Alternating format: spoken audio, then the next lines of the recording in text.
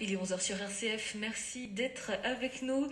Nous sommes très heureux avec Hugo Vincent aujourd'hui à la technique de vous accueillir et de vous accompagner pendant près d'une heure. M comme midi, Marie Lénaud.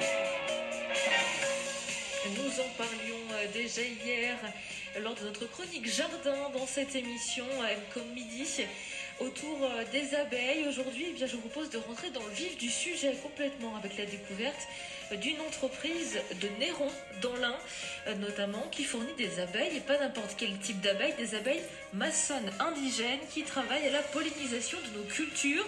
On en parlera plus précisément parce qu'elle est plus apte à nous en parler. C'est notre invitée qui est avec nous et qui travaille dans cette entreprise. Elle sera avec nous dans un instant. Grâce à notre invitée d'ailleurs, je vous propose aujourd'hui et toute cette semaine de remporter une petite maison pour abeilles à mettre sur votre balcon ou dans votre jardin. Ça s'adapte à tout, on va dire, à tout écosystème. Tentez votre chance et participez à notre tirage au sort en nous écrivant par mail à l'adresse suivante: jeu@rcflyon@rcf.fr, jeu@rcflyon@rcf.fr. M comme midi, l'invité. Chloé Imberdreau est avec nous aujourd'hui. Bonjour. Bonjour. Merci d'être avec nous. Vous travaillez à Pollinature, à Néron, dans l'Ain, une entreprise qui produit des abeilles. Est-ce que c'est le bon terme? On aime mieux parler de multiplication d'abeilles.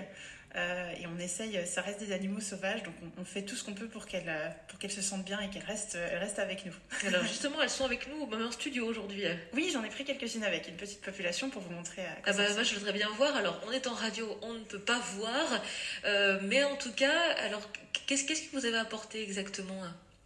Alors ce sont des cocons d'abeilles maçonnes, donc c'est des abeilles qui sont adultes, en hibernation dans leur cocon et qui attendent que les températures se réchauffent en fait pour éclore de leur cocon et puis commencer à polliniser. Donc là, elles sont prêtes finalement à éclore en fait. C'est ça. Là, elles sont encore bien endormies parce que les températures sont fraîches.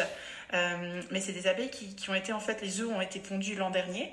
Ils se sont développés dans des petites maisonnettes qu'on produit.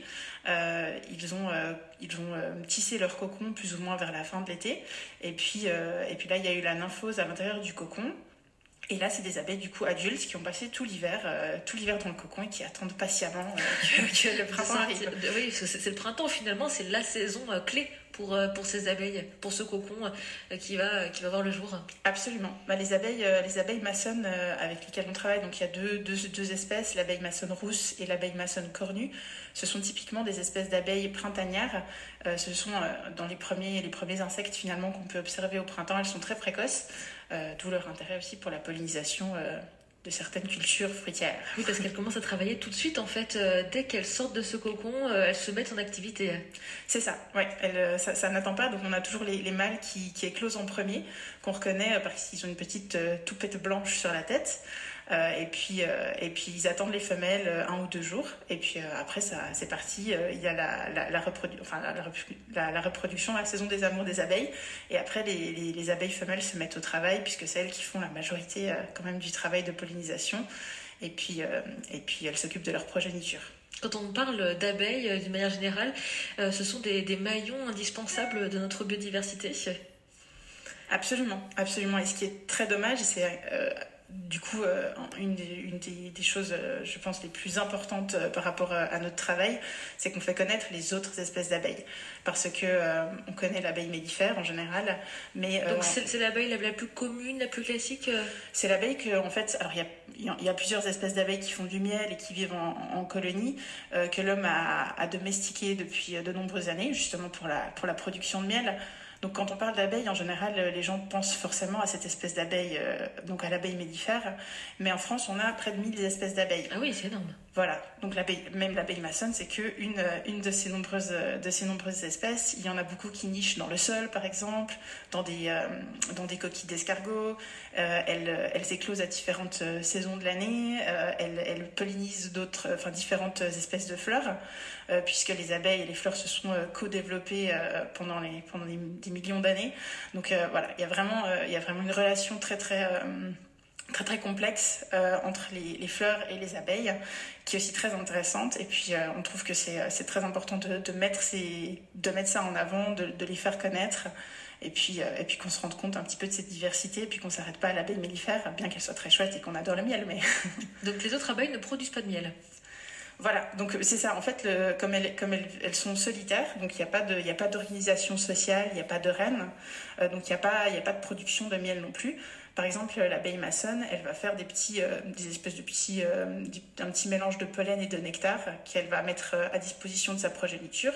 Donc l'œuf va se transformer en larve, la larve va manger ce petit mélange avant de tisser son cocon. Donc c'est comme ça que ça fonctionne. Donc c'est moins compliqué qu'une ruche. Comment est-ce qu'on les distingue, ces abeilles, ces différentes abeilles? Est-ce qu'elles ont toutes un point commun, physiquement? Alors, elles ont... En fait, ça peut être très difficile de les distinguer puisqu'on va passer de taille très petite d'abeilles qui font quelques millimètres, finalement jusqu'au bourdon. Le bourdon commun que tout le monde connaît, donc qui fait partie aussi de cette catégorie. Donc en effet, c'est assez difficile, et aussi de faire la différence avec des espèces de guêpes, puisque c'est tout le problème, hein, parce que justement on parle beaucoup de guêpes, justement de guêpes maçonnes aussi, donc il ne faut pas tout mélanger. Si on a peut-être quelques conseils que vous pouvez nous recommander pour justement bien les distinguer. Alors c'est au niveau de... En fait, quand on les observe... Moi-même qui observe beaucoup, je ne suis pas biologiste, hein, donc j'ai pas l'œil le plus affûté, mais ça fait quand même, je les observe quand même beaucoup. Et puis c'est très difficile de faire la différence quand on n'est pas vraiment aguerri. Donc nous, ce qu'on propose toujours pour les personnes qui ont un doute et qui ont peur chez eux, c'est de nous envoyer une photo. Et puis des fois, on peut, même avec une image, on peut pas toujours identifier. Donc, mais on va vraiment essayer de pouvoir identifier. Mais en fait, il faut pas avoir peur des guêpes. On a des espèces de guêpes qui font des colonies dans nos galtas ou sous les toits, qui nous font un petit peu peur, et puis c'est normal, enfin moi la première. Mais il y a plein d'espèces de guêpes qui sont absolument inoffensives et qui simplement elles sont carnivores. Donc par exemple, on a une espèce qui peut nicher dans la maisonnette. C'est une espèce qui s'appelle l'Isodoncia mexicana. On va la reconnaître, il n'y a pas du tout de poils sur son corps. Et puis, enfin, sur l'abdomen, comme on peut le voir parfois. Et puis, elle ressemble un petit peu à une mouche, finalement. Elle est toute noire, on va pas faire attention. Mais en fait, elle va donner à manger des sauterelles à sa progéniture. Et c'est la différence fondamentale, c'est ce côté carnivore, finalement. Et c'est pas grave, il n'y a pas besoin d'en avoir peur. Elle va pas nous piquer, comme plein d'espèces d'abeilles, finalement, qui nous piquent pas du tout, qui nous ignorent un petit peu. Qui font leur vie à côté de nous, finalement. Ouais, on peut très bien cohabiter avec les abeilles. C'est ça. C'est ce qu'il faut dire, c'est qu'en installant une petite maison près de chez soi, dans son jardin ou même sur son balcon, pour ceux qui vivent en ville, on peut cohabiter tous ensemble. Oui, absolument. Oui, c'est ça. C'est ce que j'essaie de... C'est qu'il n'y a pas besoin d'avoir peur de ces insectes, pas besoin de forcément se dire « Oh mon Dieu, une guêpe, partons en courant ». Bah non, il y a plein d'espèces de guêpes qui sont super pour le jardin, finalement, parce que comme elles sont carnivores, elles vont pouvoir nous débarrasser un petit peu de certaines vermines, si j'ose dire, dans le jardin. Donc c'est plutôt très positif de les avoir, mais malheureusement, c'est très méconnu, à part pour les jardiniers aguerris, bien sûr, qui sont adeptes. Et qui sont tout le temps dehors, surtout. Notre invitée, c'est Chloé Humbert-Drault, aujourd'hui, qui travaille à Pollinature, à Néron-dans-l'Ain. On a quelques abeilles qui nous bourdonnent dans le casque. Merci Hugo et à la technique pour ce clin d'œil aussi. Les abeilles, c'est notre grande thématique aujourd'hui, puisque Pollinature, votre entreprise, eh bien, on voulait multiplier. Hein. C'est comme ça que vous l'expliquez. L'idée, c'est que vous travaillez sur différentes sortes d'abeilles pour pouvoir, eh bien, le printemps venu, pouvoir les faire éclore en quelque sorte. D'ailleurs, on a quelques-unes qui sont avec nous en studio et qui dorment paisiblement dans leur cocon. Le printemps, c'est leur période à elles, finalement, puisqu'il y a une complémentarité entre fleurs et abeilles. Si justement on devait donner des conseils à nos auditeurs, sur quel type de fleurs on devrait partir pour agrémenter nos balcons, nos jardins? Est-ce qu'il y en a en particulier? Oui, alors typiquement maintenant, c'est peut-être la question qu'on se pose, que faire maintenant? On a typiquement des fleurs, les muscaries.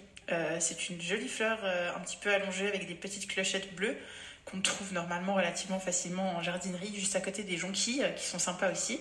Donc ça, c'est typiquement ce qu'on peut trouver facilement en jardinerie aujourd'hui, le 18 mars. et qui sont bien appréciés de nos abeilles. Voilà, qui sont appréciés des abeilles, qui sont précoces. Donc ça, c'est quelque chose à faire maintenant, par exemple, si on veut donner un petit coup de main à la nature. Sinon, généralement, l'idée, c'est d'essayer d'avoir un petit peu une variété de fleurs, même sur un balcon, dans un jardin, de pas avoir que des rosiers, que des géraniums, comme on le voit parfois, mais de varier un petit peu, c'est déjà important. Et puis après, si c'est possible, d'avoir des fleurs qui sont locales, donc éviter de planter des choses qui viennent de l'autre bout du monde, ça forcément c'est pas adapté. Et puis après, on peut faire des choses très très simples, parce que c'est vrai que des fois on a des très petits balcons, donc on va pas forcément faire de grandes plantations, mais on peut laisser fleurir un peu de ciboulette, un peu de basilic, et puis ça va apporter quelques fleurs à des abeilles, et c'est toujours appréciable. Donc il y a des tout petites choses à faire, on peut faire des choses un peu plus grandes, on peut mettre une prairie fleurie, des fois même dans un petit bac, on a des mélanges des sachets de graines. De graines, oui, à jeter, et puis à laisser pousser en fait. Oui, c'est ça. Voilà, moi personnellement j'ai mis ça j'ai qu'un balcon malheureusement, du coup j'ai mis ça dans un bac, et puis ça fonctionne aussi, et puis ça a un autre charme que des fleurs piquées finalement. Alors vous proposez des petites maisons qui permettent d'accueillir ces cocons d'abeilles qui vont éclore là maintenant au printemps. L'idée c'est de leur créer finalement un habitat près de chez vous pour les implanter finalement soit chez vous dans votre jardin, soit sur votre balcon. Comment est-ce qu'elles fonctionnent ces petites maisons en fait? C'est leur repère, leur habitat, ces abeilles? Oui, c'est ça, c'est un habitat. Donc en fait, on a développé cet habitat qui est fait de bois et puis de tubes de canne finalement. Donc on reçoit cette petite population d'abeilles, donc des cocons endormis comme on en a aujourd'hui en studio, qui vont éclore, et puis elles vont construire leur nid dans les tubes de la maisonnette qui s'appelle biome. Donc en fait, elles vont aller au fond d'un tube, elles vont mettre un mélange de pollen et de nectar, comme je vous disais tout à l'heure. Elles vont pondre leur œuf, et puis elles vont ensuite faire elles vont fermer le couvain avec un petit mur de terre, puis elles vont remplir les tubes comme ça. Donc dans chaque tube, on peut avoir 5, 6, 7, 8 cocons qui sont pondus. Donc à chaque fois qu'on voit un petit tube qui est fermé avec de la terre, on sait que ça avance, et puis qu'il y a de la vie pour l'année prochaine. Et puis elles vont travailler comme ça, continuer tant qu'elles peuvent. Elles veulent pondre le plus d'œufs possible, donc c'est leur travail pendant le printemps. Voilà. Alors justement, leur travail, elles peuvent le faire en ville, à la campagne. Est-ce qu'il y a un lieu idéal finalement? On a tendance à se dire les abeilles sont mieux à la campagne, mais est-ce que c'est encore vrai aujourd'hui? À moitié. Alors idéalement, bien sûr, avoir un jardin fleuri avec plein de fleurs sauvages, c'est le paradis. Mais on remarque qu'à la ville, elles se sentent plutôt bien. Donc en fait les espaces verts font un bon travail en matière d'offres de fleurs. On a des fleurs toute l'année, si on regarde un petit peu autour de soi, on le voit déjà maintenant, ça commence à fleurir et puis ça va pas s'arrêter. Donc en ville finalement elles vont trouver de quoi se mettre sous la dent finalement, et puis on peut toujours, comme je disais tout à l'heure, leur donner un petit coup de main même sur un balcon finalement. Et puis des fois à la campagne, malheureusement on voit encore assez souvent peut-être des fois des jardins où on a une grande pelouse qui est très très bien taillée, avec une haie qui est aussi très très bien taillée, et puis après on a peut-être des champs de pommes de terre et de maïs, et puis c'est pas assez de diversité pour les abeilles. C'est ça, c'est pas forcément de diversité. Donc en fait il n'y a pas de vrai ou faux, il n'y a pas de la ville c'est bien, la campagne c'est pas bien. Ça va beaucoup dépendre finalement de ce qu'on a en matière de fleurs et de diversité florale. Donc fleurissez vos jardins, finalement c'est un petit peu le message. C'est ça, fleurissez tout. Fleurissez tout. Alors ces maisons on peut les implanter sur un balcon, ça prend pas beaucoup de place, ces petites maisonnettes? Non, elles sont toutes petites. J'ai pas la taille en tête, mais on a environ 40 cm de haut, 20 cm de profond, donc c'est pas très très grand. Et puis on peut la mettre, soit on peut l'accrocher au mur, on peut la mettre sur une petite étagère, sur un bord de fenêtre. Donc c'est vraiment petit, ça dérange pas. Et puis l'ayant sur mon balcon, je peux confirmer qu'on peut manger à côté sans que ça dérange, puisque les abeilles, cette espèce d'abeille est vraiment dédiée aux fleurs. Et puis elle va pas s'intéresser à un sirop, une glace ou je ne sais quoi. Donc c'est pas dérangeant de les avoir, même si on mange juste à côté. Alors justement, vous pouvez remporter aujourd'hui l'une de ces petites maisonnettes pour abeilles.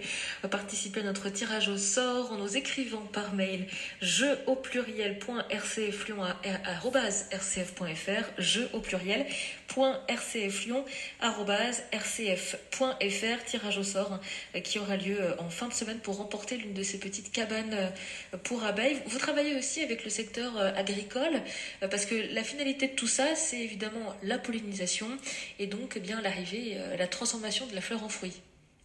Quand c'est le cas. C'est bien juste, exactement. C'est d'avoir une bonne pollinisation. Donc en fait, le début en fait de notre entreprise, ce sont deux biologistes qui travaillaient vraiment entre la biologie et puis l'agriculture finalement. Et puis ils ont réalisé que on s'intéressait pas beaucoup à toute la diversité d'espèces d'abeilles et que ça avait un réel avantage dans l'agriculture. Donc en fait, on a aussi cette facette où on travaille dans l'arboriculture fruitière. Donc on met des abeilles à disposition des agriculteurs dans des vergers de pommiers, de poiriers, abricots, etc. Pour avoir un meilleur rendement, une bonne pollinisation avec les abeilles maçonnes, absolument. Merci beaucoup Chloé Imberdreau. Vous travaillez chez Pollinature à Néron dans l'Ain. Vous proposez des petites maisons, notamment avec des cocons d'abeilles à mettre chez soi, dans votre jardin ou dans votre balcon. D'ailleurs, vous pouvez remporter l'une de ces petites maisonnettes en nous écrivant par mail à jeu@rcflion@rcf.fr, jeu@rcflion@rcf.fr. Merci beaucoup Chloé et à bientôt. Merci.